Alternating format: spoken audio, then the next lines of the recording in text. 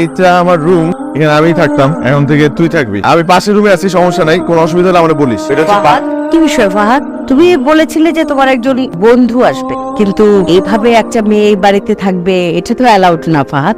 আমি বুঝতে পারছি। আমার নাম আখি, আমি ফাহাদের খালাতো বোন, চাকরির জন্য আসছি তো।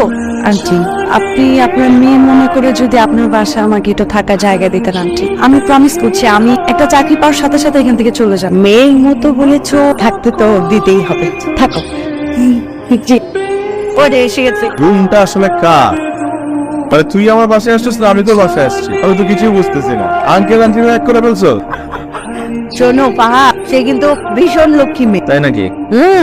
এই বাড়িতে আমরা এতদিন ধরে আছি, কেউ কখনো দাওয়াত দেয়? আর ও তো চায়ের দাওয়াত দিয়েছে। আচ্ছা আখি, আজ বরং আমরা উঠি, একটু রেস্ট করো। मेरी अब